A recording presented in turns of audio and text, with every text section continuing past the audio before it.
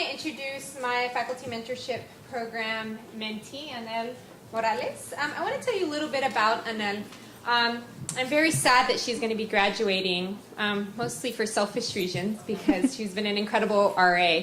I want to tell you a little bit about her specific interests in the couple minutes that I have. She's a sociology major with an LALS minor, and she has spent a lot of her time concentrating not only in her scholarship, but also her work in the community. She's done an internship with the Santa Cruz County Immigration Project, and that wasn't enough for her, so she went on to do an internship with the California Rural Legal Assistance organization this year. She's going to go on to do the Manuel Macias Summer Legal Internship Program, which is the first year that's being offered by the LALS department in Boston. She's one of 2 students who was selected this year. And I should say she was also the only student who was an LALS minor selected, and so I commend her for that. A little bit about the project that Anel worked on. What she was really doing here is merging her interests between sociology and the law, and she had to develop several skills, frankly, on her own to do this. She worked on kind of honing her database searching skills with LexisNexis. So any of you guys who go on to become lawyers will get to be very familiar with that tool, a tool that I'm not even familiar with. And she went on to kind of figure out how to navigate the very messy area of case law and statutory decisions, and she got her hands dirty not only looking at some of the sociological literature, but also law reviews, which are actually 2 very different areas. And just a couple things that I would like to recognize Anel for. She was incredibly organized and self-directed during this process, which I really appreciate, and brought a lot of attention to detail, which I think reflects her potential for becoming a great legal scholar and lawyer one day. So I hope that you gain something from this process as much as I did, and I look forward to your presentation.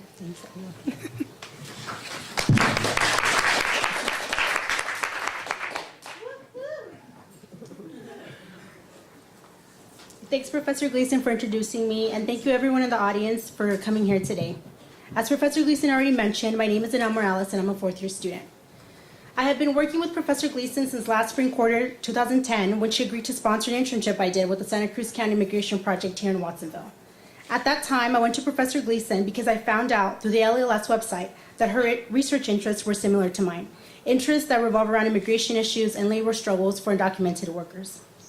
Given that immigration is a topic dear to my heart because my parents were themselves undocumented immigrants when they came to this country, I knew I wanted to work on a project that reflected my passion. And so I asked Professor Gleason if she would mentor me for this project, and she kindly agreed. And well, that brings me to the topic of my research project. My project focuses on the controversy that exists around the inclusion or exclusion of undocumented immigrants and workers' compensation rights. In this project, I explore how 10 different states differ in their provision of workers' compensation rights to undocumented immigrants, as well as the arguments that are being used for and against the inclusion of undocumented immigrants and workers' compensation rights. But before I begin with my presentation, I would like for the audience to take a few seconds to look at the political cartoon I have up on my slide. As I continue with my presentation, I would like for you all to keep that image in mind and also think of the caption shown. Think about it in relation to undocumented workers, and at the end of my presentation, ask yourself, do undocumented immigrants really need to be employed by God in order to receive workers' compensation? Before I continue on with my presentation, I would like to define a few key terms I will be using. First off, I would like to explain how I define undocumented immigrants. When I use the term undocumented immigrants, I simply mean individuals who have immigrated to the United States from a foreign country and are not legally entitled to reside in the States, meaning they do not have legal documentation. I also use the term illegal aliens to refer to undocumented immigrants because that is a historical term that has been used, and it is also how they are defined by workers' compensation legislation. Even though I have a strong opposition to use this word because I feel it gives off a negative connotation and makes them seem as another, I am unfortunately obligated to use the term. But in regards to the foreign-born population, I simply use it as an umbrella term to refer to a group of people who can either be documented or undocumented, living in the United States. I would also like to mention that the term does not regard specific migrant groups. And also, just to clarify, when I say workers' compensation, I refer to wage replacement and medical insurance that is provided by employers and that workers are entitled to when they are injured on the job. But let me begin by giving a brief introduction of the history of workers' compensation in the United States, in order to understand how state laws that regulate immigrant access to workers' compensation rights create a controversy. Workers' compensation in the United States began in the early years of the 20th century. The Federal Act of 1908 was the first real compensation act to be adopted in the United States. However, it did not specify whether undocumented immigrants were included. But despite the uncertainty, states had a clear consensus on the issue. Among the states, immigration status had no bearing on injured workers' eligibility for workers' compensation. But the state's consensus on the issue was soon to change after Congress passed the Immigration Reform and Control Act of 1986. IRCA was Congress's first attempt to regulate employment and immigration status. The Immigration Reform and Control Act sought to reduce the flow of illegal immigration by prohibiting employers from knowingly hiring individuals not authorized to work in the United States, and also forbidding the continued employment of those who have been unauthorized to work. Congress's goal was to reduce incentives for hiring illegal immigrants by imposing penalties on employers who refuse to comply with IRCA. Congress's determination to discourage illegal immigration influenced the precedent court case of Hoffman Plastic Compounds, Inc. versus NLRB, the National Labor Relations Board, in 2002. The case involved Jose Castro, an undocumented factory worker who was fired by his employer Hoffman Plastic Compounds for his involvement in union organizing activities. The Supreme Court ruled Castro could not receive back pay because it conflicted with IRCA's goal of preventing illegal employment. The Supreme Court's reasoning was that an award of back pay to an undocumented worker not only trivializes the immigration laws, it also encourages and condones future violations. The court also stated that it could not allow the National Labor Relations Board to award back pay to an illegal alien for years of work not performed, for wages that could not lawfully have been earned, and for a job obtained in the first instance by a criminal fraud. In their reasoning, the court tried to connect an undocumented worker to a quote-unquote criminal activity. The court case decision of Hoffman Plastic Compounds, Inc. versus NLRB created a controversy with undocumented immigrants' access to state workers' compensation rights because the federal government had stepped outside of their jurisdiction and into the authority of the state government. As a result, employers took Hoffman's decision as a green light to contend that undocumented workers are without a range of state and federal workplace rights, including the right to receive workers' comp after suffering a job-related injury. In light of this tension between the federal and state government, I now want to address how my research fits into this picture. My research focuses on this very controversy that exists around the inclusion or exclusion of undocumented immigrants and workers' compensation rights. In this project, I explore two questions. My first question asks how 10 particular states across the United States differ in their provision of workers' compensation rights to undocumented immigrants.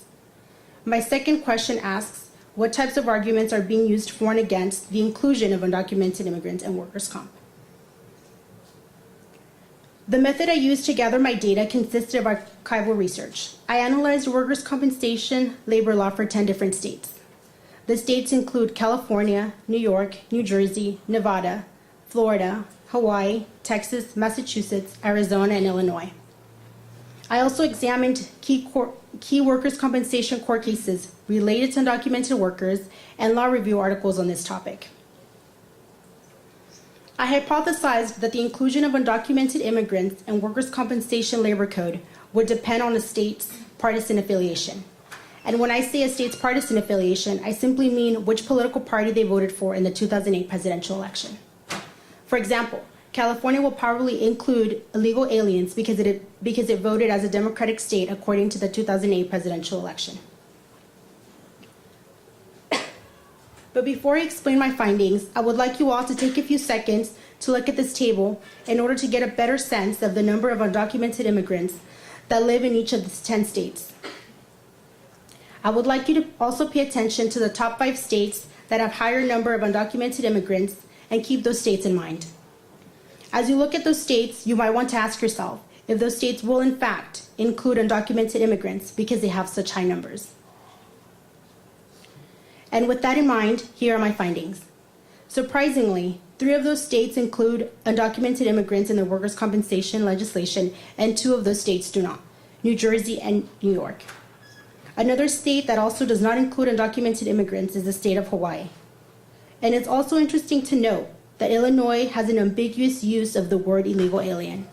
By that I mean that its workers' compensation legislation did not explicitly state whether illegal and legal aliens were entitled to workers' compensation benefits. But I would also like to bring your attention to Texas and Arizona. It is interesting to see that even though they are considered Republican states according to the 2008 presidential election, they still include illegal aliens in their workers' compensation legislation.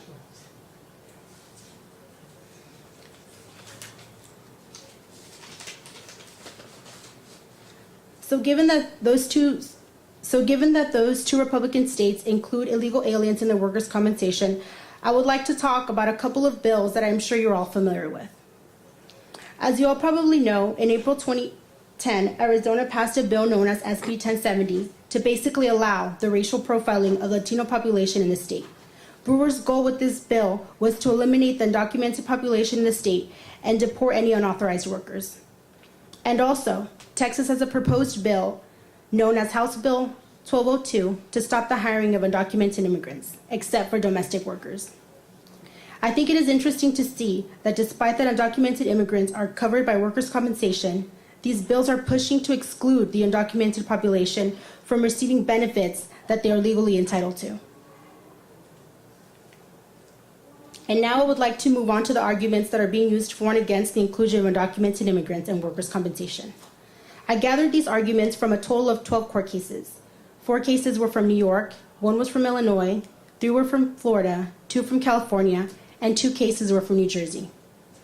The first argument addresses that employers are at fault for hiring undocumented immigrants, and therefore undocumented immigrants should not be precluded from recovering damages. In other words, undocumented immigrants are entitled to receive recovering damages, and their immigration status has no bearing on their entitlement. Second, undocumented immigrants are considered employees regardless of immigration status. They fit the description of an employee under workers' compensation legislation. Third, states have authority to protect workers regardless of immigration status, meaning the states are reclaiming their authority over this issue and protecting undocumented immigrants. The following are negative case rulings. Immigration status does interfere with IRCA, and therefore, undocumented immigrants are not entitled to receive workers' compensation benefits. And fifth, undocumented immigrants have to comply with the state's workers' compensation statute, meaning that in order for them to be eligible to receive workers' comp, they have to be truthful, responsive, and complete, according to Florida law. Just as a quick recap of my findings, I found that 5 states include illegal aliens, 3 states do not include illegal aliens, 1 state has an ambiguous use of the term, 1 state did not provide a definition section, which was Massachusetts, and two of the states with higher numbers of undocumented immigrant populations do not include illegal aliens, New York and New Jersey. I would like to now put into context how my findings will help us understand the development of workers' compensation in the future. It will be interesting to see how stringent bills on immigration will affect undocumented workers since the immigration population will continue to grow. It will also be interesting to see how those bills will affect workers' compensation benefits in states where illegal aliens are included in workers' compensation. Directions for the future. After having finished this project, I hope to work in collaboration with Professor Gleason to do an entire analysis of the 40 remaining states, and hopefully sometime in the future have our findings published in a journal article. But I would also like to keep track of the trends that will develop with workers' compensation and undocumented immigrants throughout the next few years. And well, that brings me to the end of my presentation. Thanks everyone for your time.